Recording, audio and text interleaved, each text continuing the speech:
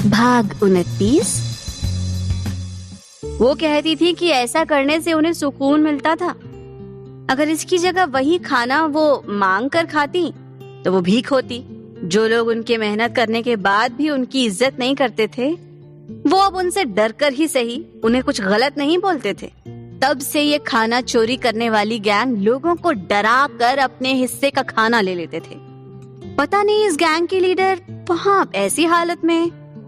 अब बाबूराव और तिलक उन लोगों से पूछताछ कर रहे हैं। आयुध बोला, हम भी परिजात पर भरोसा नहीं करते, पर वो लोग जो इस परिजात के चक्कर में मारे गए, हम नहीं चाहते कि अब कोई इस झूठी कहानी के लिए मरे। इसलिए दुनिया के सामने परिजात की असली सच्चाई लाना बहुत जरूरी है। समय बोला, मैं भी आयुध की बात से एग्री करता हूँ, पर आरजे वो भी तो गायब है। कहीं ये सब परिजात की वजह से तो नहीं हो रहा है? अगर ऐसा है तो हमें जल्दी से जल्दी इस केस को सॉल्व करना होगा। तभी यूनी चीखी, चिंटू कहाँ है? आरजे गायब है, पर चिंटू, क्या वो ठीक है? कहाँ है चिंटू?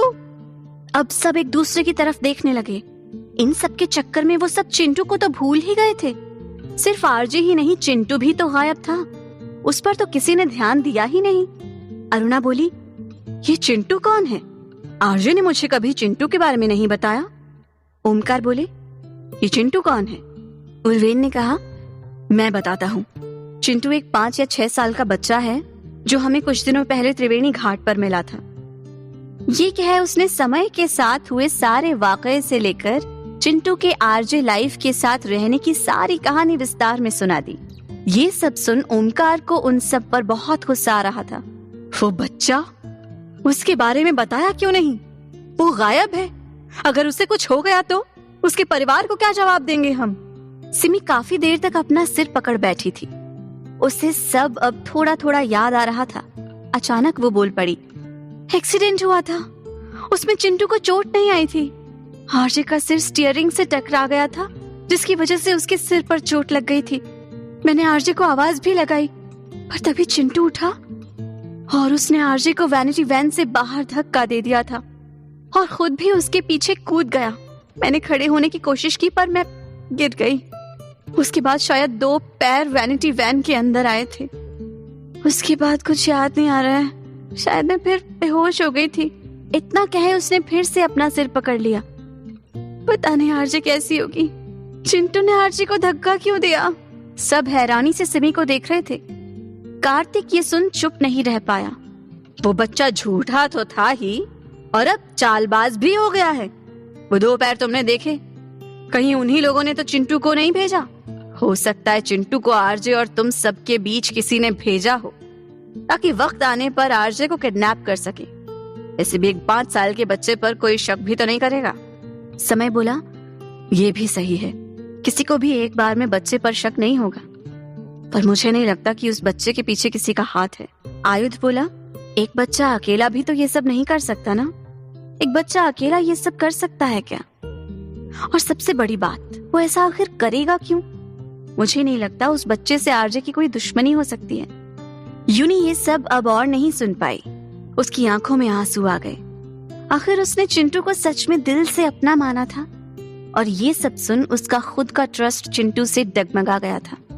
वो खुद भी चिंटू पर बस एक बार भरोसा करना चाहती थी, पर दूसरी तरफ चिंटू का आरजे को ले जाना, जिस तरह से सिमी ने बताया, आरजे को वैनिटी वैन से धक्का दिया था और खुद भी बाद में कूद गया था। ऐसे में किसी को भी चिंटू पर भरोसा नहीं होता। ऊपर से उसके पास चिंटू पर भरोसा करने के लिए कोई कारण भी तो नहीं था। यूनी फूट फूट कर रोने लगी। मानसा, अर्घ्य और उर्वेन उसे संभाल रहे थे। मानसा बोली, यूनी, मैंने तुमसे पहले ही कहा था वो बच्चा भरोसे के लायक नहीं है, पर तुमने हम में से किसी की नहीं सुनी। प्लीज अब रो मत, हमें आरजे को ढूंढना भी है। उर्वेन ने कहा, हाँ प्लीज, तुम्हें पता है ना, आरजे हम में से किसी को रोता हुआ नहीं देख सकती। हम सबको खुशियां देते हैं, इसमें हम धोखा भी खा जाते हैं, पर इससे सीख लेनी चाहिए। रोने से कोई फायदा नहीं होगा। अर्घ्य बोला, मैं हमेशा सबको खुश रखने की कोशिश करता हूँ, पर आज तू मुझे रुला देगी। गलती सबसे होती है, और वैसे भी हो सकता है चिंटू ने हमें धोखा नहीं दिया हो। ये भी हो सकता है उसने आरजे को बचाया हो। ये सुन यूनी का रोना अब थोड़ा बंद हुआ। अर्घ्य की वजह से ही सही, एक आशा की किरण तो मिली कि हो सकता है चिंटू ने आरजे की मदद की हो। पर फिर भी ये सवाल उठता है, आरजे को चिंटू आखिर लेकर कहाँ गया, वो भी इस हालत में जिसमें आरजे को खुद चोट लगी थी। ओमकार और अरुणा अब आरजे के लिए और ज्यादा परेशान हो गए थे। ओमकार बोले, आरजे कोई सामान्य लड़की नहीं है, उसने वर्ल्ड के सबसे अच्छे मार्शल आर्ट ट्रेनर से मार्शल आर्ट सीखी है। ब्लैक बेल्ट है वो मार्शल आर्ट्स में, साथ ही उसने बॉक्सिंग तक सीखी है। उसे कोई बच्चा अकेला कहीं भी नहीं ले जा सकता है। मैं कैसे इस बात पर विश्वास करूं कि वो बच्चा अकेला होगा? वो अकेले उसे लेकर गया, आरजे बहुत ज्यादा घायल होगी। वो बच्चा तो नहीं, उसके साथ पक्का कुछ लोग होंगे। मेरी बेटी घायल थी, हो सकता है वो अपना बचाव ना कर पाई हो। मुझे जल्द से जल्द मेरी बेटी मेरे पास चाहिए इंस्पेक्टर। मैं वर्ल्ड के बेस्ट ऑफिसर्स को आरजे को ढूंढने में लगाऊंगा, चाहे पूरी दुनिया की पुलिस फोर्स लगानी पड़े। पूरा ऋषिकेश चेक करेंगे अच्छे से वो सब। मैं अपनी बेटी को ज्यादा वक्त तक खतरे में नहीं रहने दे सकता। अरुणा ने भी ओमकार का साथ दिया। हम अपनी बेटी को ढूंढ निकालेंगे।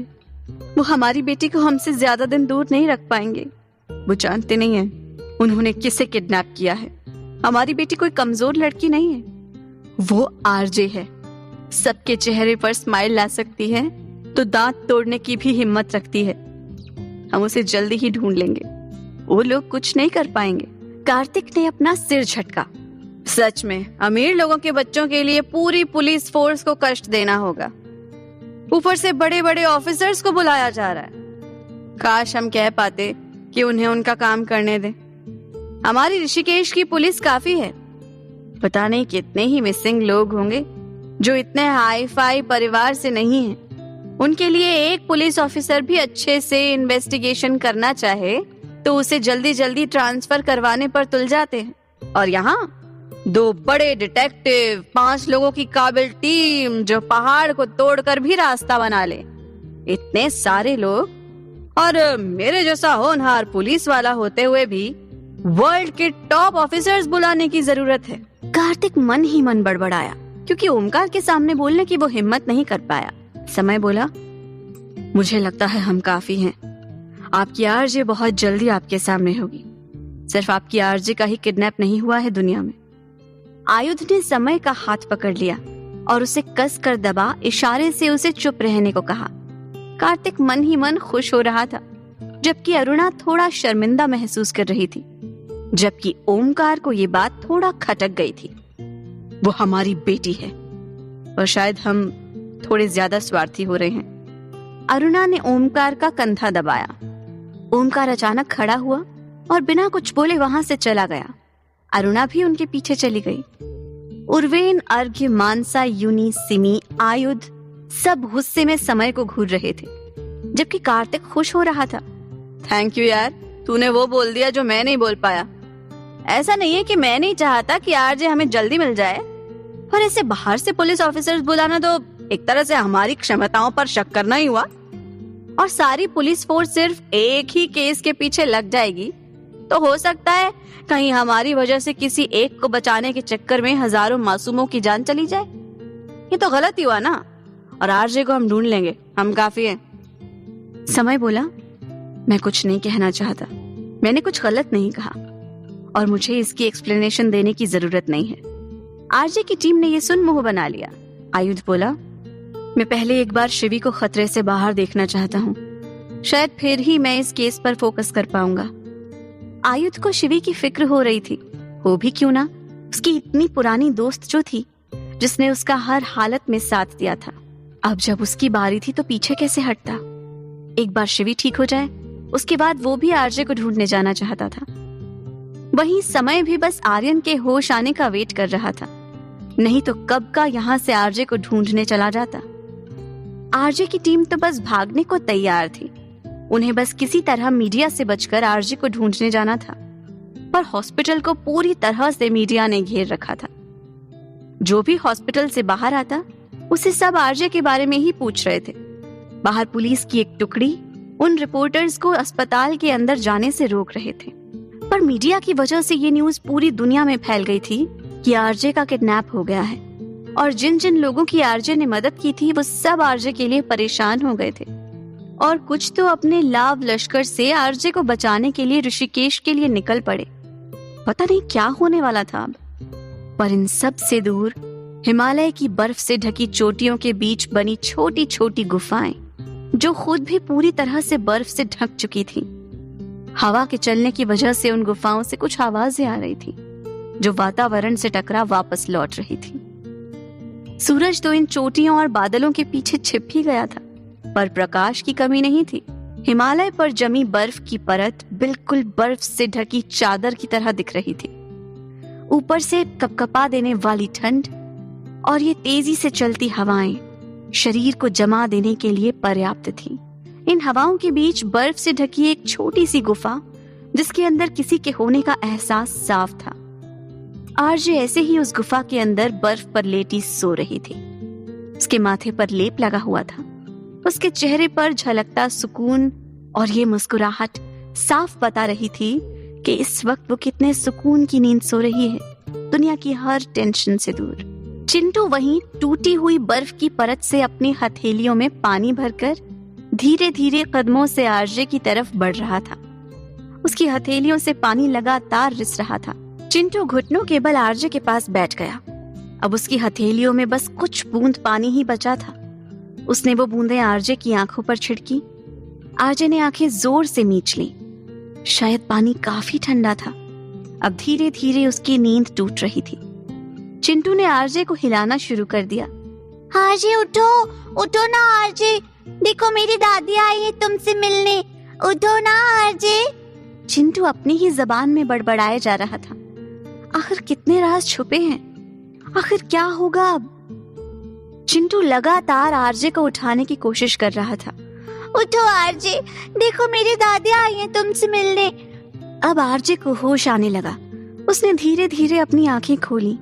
उसके दिमाग में अभी भी वही हादसा चल रहा था, पर जब उसने खुद को बर्फ से ढकी जगह पर देखा तो समझ नहीं पाई कि क्या वो अभी भी एक सपना देख रही है, क्योंकि वो अभी अपने सपने में एक पीली रोशनी और बर्फ से ढकी एक जगह को देख रही थी, जो बिल्कुल ऐसी ही थी। उसने अपने सिर पर हाथ रखा। उसके सिर पर लेप जैसा कुछ लगा हुआ था। उसने अपने दिमाग पर जोर डाला और सब कुछ याद करने की कोशिश की। उसे उस एक्सीडेंट के बाद का कुछ भी याद नहीं आ रहा था।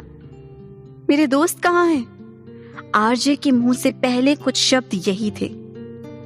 वो अभी भी अपने दोस्तों के बारे में ही सोच रही थी।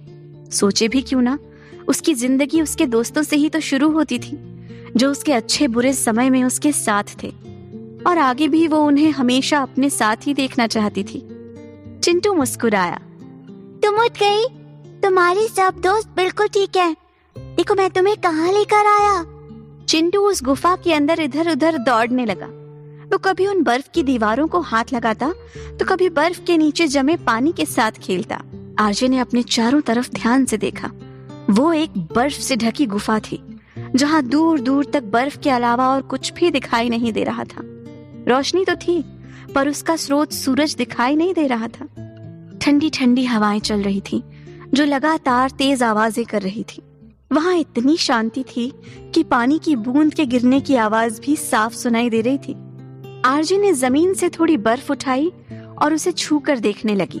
अचानक उसके चेहरे की मुस्कुराहट लौट आई। वो एक बार फिर चारों तरफ नजर दौड़ाते हुए खड़ी हुई और उसने अपने कदम गुफा से बाहर की तरफ बढ़ा दिए। अब चिंटू भी खेलते हुए रुक गया था। आरजे, मुझे भी तो ले चलो। इतने छोटे से बच्चे को यहाँ अकेला छोड़ दोगी? इतना कह वो आरजे के पीछे भाग पड़ा। गुफा से बाहर रखा उसका पहला कदम उसे अलग ही एहसास करा रहा था, जैसे वो सच में अपने जीवन के नए अध्याय में प्रवेश कर रही हो, जो उसके पिछले जीवन से बिल्कुल अलग, खुशियों से भरा हो। उसे हमेशा अपने लिए खुशियां ढूंढनी पड़ती थी, पर आज उसकी जिंदगी की खुशी खुद उस तक पहुंची थी। वो बचपन से ऐसी ही किसी जगह पर जाने का सोचा करती थी, जहां पर वो जोर से चिल्ला सके और कोई रोकने वाला भी ना हो। उसे ऐसी जगहों पर ही ज्यादा खुशी मिलती थी, जहां उसे कुछ भी करने से पहले ये कभी सोचना नहीं पड़े कि लोग क्या सोचेंगे। अचानक एक ठंडी हवा का झोंका आरजे को छू कर गया। उसे ऐसे लगा जैसे उसका जलता शरीर बिल्कुल ठंडा हो गया हो, जैसे किसी जलते ज्वालामुखी का लावा अब शांत होकर ठंडा पड़ने लगा हो। कोई आम इंसान होता तो अब तक ठंड में ठिठुरने लगता, ठंड से खड़ा भी नहीं रह पाता, पर आरजे उसे ये ठंड सुकून दे रही थी। न जाने कितने ही जख्मों पर इस ठंडी बर्फ ने मरहम का काम किया था। आरजे ने अपने हाथ हवा में फैला दिए और आसमान की तरफ दूर तक उन लंबे लंबे विशाल पहाड़ों को देखने लगी। जब पहाड़ ही इतने सुंदर हों तो आसमान तक किसकी नजर जाएगी। आरजे की आंखें एक बार फिर नम पड़ गईं। वो वहीं घुटनों के बल बैठ गई। उसकी आंखों से कुछ बंद आंसू बर्फ पर गिरे। उसी के साथ आसमान पर फिर से काले बादल मंडराने लगे। उन्हें देख ऐसा लग रहा था जैसे वो अभी पहाड़ों से टकरा जाएंगे। कुछ वक्त के लिए बादलों ने सब कुछ ढक लिया था, जैसे वो सिर्फ आरजे के लिए इकट्ठा हुए हों। चिंटू भी आरजे के पीछे भागते हुए थक कर बर्फ पर बैठ गया। आरजे, मैं तो थक गया, तुम भी थक गए ना? चिंटू ने अपने चारों तरफ देखा। अंधेरा हो गया। अंधेरा हो गया, आरजे घर चलो ना, मुझे अंधेरे से डर लगता है। उसने चारों तरफ फैलते घने काले बादलों की चादर को देखते हुए कहा, जो धीरे धीरे पूरी तरह से सूरज की रोशनी को बंद कर रही थी, जैसे कोई दीवार बना रही हो। आरजे मुस्कुराई। इतने सालों बाद मैं अपने घर आई हूँ, अब इसे कभी छोड़कर कहीं नहीं जाऊंगी। मैं सबको अपने साथ यहीं बुला लूंगी। ये अंधेरा जितना तुम्हें डरा रहा है, उससे कहीं ज्यादा मुझे सुकून दे रहा है। और मेरे दोस्त, फिर उन्हें भी कभी कोई दुखी नहीं कर पाएगा। मैं उन्हें फिर कभी परेशान होते हुए दुखी नहीं देख सकती। ये पहाड़, ये हिमालय, ये बर्फ, ये हवाएं, ये सब मेरा इंतजार कर रही हैं। मैंने भी इन्हें मिस किया है। अब बस इनसे अलग नहीं होना। आरजे की खुशी उसके चेहरे पर साफ झलक रही थी, जैसे वो कब से इसी जगह की तलाश में तो थी, पर समझ नहीं पा रही थी कि वो इसकी तलाश कैसे करे। पर आज खुद उसकी मंजिल उसे तलाश करते हुए उसके पास पहुंच गई थी। चिंटू मुस्कुराते हुए वहीं पैर फैलाकर बैठ गया। अब वहां काफी तेज हवाएं चल रही थी, जिसकी वजह से ठंड भी काफी बढ़ गई थी। आरजे ने अपने शरीर को देखा, वही भारी स्वेटर जो उसको ढके हुए थी। शायद अब वक्त आ गया है, उसने खुद से कहा और उन भारी स्वेटर्स को खुद से अलग करने लगी। चिंटू बोला, तुम्हें ठंड लग जाएगी। आरजे मुस्कुराई। अगर मैं कहूं मुझे गर्मी लग रही है तो? मैं आज खुद को हर तरह से आजाद करना चाहती हूँ। मैं इस दुनिया के लिए बनी ही नहीं थी कभी। मैंने अपने शरीर के दाग को सबसे छुपाने के लिए खुद को कैद कर लिया था, पर आज मैं इस कैद से आजाद हो रही हूँ। मैं हमेशा से यही तो चाहती थी। धीरे धीरे कर उसने सब मोटे स्वेटर अपने शरीर से अलग कर लिए। अब सिर्फ उसके शरीर पर स्लीवलेस टॉप और जीन्स के अलावा कुछ नहीं था। उसके गले में एक छोटा सा लॉकेट था, जहां सोने के अक्षरों से आरजे लिखा हुआ था। ये उसे अरुणा और ओमकार ने उसके 18वें बर्थडे पर गिफ्ट किया था, जिसे उसने अब तक खुद से अलग नहीं किया था। ये लॉकेट उसे हमेशा याद दिलाता था कि ओमकार और अरुणा उसे कितना प्यार करते हैं। इसके अलावा उसके गले से लेकर उसके हाथ पट्टियों से बंधे हुए थे। आरजे ने अपने शरीर पर बंधी पट्टियों को देखा और अपने कांपते हाथ अपने गले तक ले गई और धीरे से अपनी आंखें बंद कर ली। एक पल के लिए उसे वो वक्त याद आ गया जब वो 6 साल की थी और ऐसे ही खेलते खेलते हॉल में आ गई। तब सब सर्वेंट्स की नजर सिर्फ उस पर ही थी। उसकी गर्दन से लेफ्ट साइड का हिस्सा बुरी तरह जला हुआ था। उस समय तो वो जला हुआ निशान काफी बुरा दिखता था कि कोई भी उसे एक नजर भी ना देख पाए। सब सर्वेंट्स ने अपने नाक मुंह सिकोड़ लिए। उनमें से कुछ तो फुसफुसाकर आरजे के जलने के निशान को बदसूरती का नाम दे रहे थे। अपने ऊपर पड़ती वो घृणा भरी नजरें आरजे बर्दाश्त नहीं कर पा रही थी तो वो आखिर बच्ची ही। पर इस घटना के बाद आरजे के दिमाग पर काफी बुरा असर पड़ा था। उसी दिन से आरजे लोगों की नजरों को, उनके चेहरों को पढ़ने लगी थी। कहीं ना कहीं उसे ये समझ आ गया कि दुनिया सिर्फ खूबसूरत चीजों को ही देखना पसंद करती है। उनकी नजरों में वो चीजें बदसूरत हैं जिन पर दाग हो। फिर एक दाग वाला इंसान वो कैसे बर्दाश्त कर पाएंगे? चांद में दाग होने के बावजूद भी लोग उसे खूबसूरत मानते हैं, पर वहीं अगर इंसान के अंदर थोड़ी सी भी कमी हो या फिर वो उनके ब्यूटी स्टैंडर्ड्स पर खरा नहीं उतरता हो तो वो उनके लिए बदसूरत बन जाता है। आरजे को न जाने कितनी ही सर्जरीज से गुजरना पड़ा, पर फिर भी वो उस दाग को पूरी तरह से अपने शरीर से मिटा नहीं पाई। पर वक्त के साथ उसने पाया कि वो चाहे दुनिया की नजरों में बदसूरत देखी जाए, पर वो अपने पेरेंट्स की नजरों में हमेशा प्रिंसेस ही रहेगी, जो उसे हर हाल में स्वीकारने को तैयार थे। वो यही प्यार लोगों की नजरों में अपने लिए देखना चाहती थी, पर वो जानती थी कि इसके लिए उसे लोगों के दिलों में अपनी जगह बनानी होगी। जिस दिन वो ऐसा कर लेगी, वो इन पट्टियों से खुद को फ्री कर देगी। पर इससे सिर्फ लोगों का उसको देखने का नजरिया बदलता, पर बाकी लोग जो उसी की तरह दुनिया के इस सुंदरता के मापदंडों में खरे नहीं उतर पाए हैं, उनका क्या? वो उनके लिए क्या करेगी? कुछ भी नहीं। उनके लिए लोगों का सच बिल्कुल वैसा ही रहेगा। आरजे कभी इस दुनिया में इन लोगों के बीच नहीं रहना चाहती थी, जहां खूबसूरती उनकी सोच से नहीं, उनके शरीर से आंकी जाती थी। भले ही कोई भी सर्वेंट उसके मुंह पर नहीं बोलता था, पर सबकी नजरों में दिखती घृणा साफ नजर आती थी कि वो क्या सोचते हैं। उसी घृणा को वो खत्म करना चाहती थी, इसलिए उसने अपने शरीर के उस हिस्से को कुछ वक्त के लिए छुपा लिया था, ताकि वो अपनी एक ऐसी पहचान बना सके जहां वो लोगों को खूबसूरती का असली मतलब समझा पाए, जहां उसके शरीर का दाग भी चांद के दाग की तरह ही लोगों को खूबसूरत लगे। वो जैसी है सब उसे वैसे एक्सेप्ट करें। इसमें उसके दोस्तों ने उसका पूरा साथ दिया। वो बचपन के दोस्त जिसे उसने कभी ह्यूमन ट्रैफिकिंग से बचाया था, सिर्फ 12 साल की थी आरजे जब वो पहली बार इन चारों से मिली थी। उर्वेन मानसा अर्घ यूनी उर्फ यूनिस्का, इनके पेरेंट्स की डेथ हो गई थी और ऑर्फनेज में इनके साथ मारपीट होती थी। कुछ चंद पैसों के लिए इन बच्चों को बेच दिया जाता। अगर उन दिनों ये चारों भागे न होते, वो लोग इन्हें भी कहीं बेच देते, जहां से ये कभी वापस लौट कर ना आ पाते। जब उर्वेन गलती से आरजे की कार के सामने आया था, तब पहली बार आरजे की मुलाकात उर्वेन से हुई थी और उर्वेन के जरिए बाकी सबसे। ये चारों उस समय बहुत बुरी हालत में थे, जगह जगह चोटों के निशान, घाव। उस दिन आरजे को पहली बार गुस्सा आया था। आरजे थी तो सिर्फ 12 साल की, पर अकेले ही उन लोगों से भिड़ गई जो इन बच्चों के पीछे पड़े थे। बाकी का काम आरजे के बॉडीगार्ड ने किया था। उन लोगों की अच्छे से धुलाई कर वहां की पुलिस में उन लोगों की कंप्लेंट कर दी। उसके बाद यूके में गवर्नमेंट ने इस पर सख्ती से कदम उठाया और उन बच्चों की जिम्मेदारी ली जो उस ऑर्फनेज में प्रताड़ित हुए थे। आरजे के पिता ने भी उन बच्चों की काफी हेल्प की।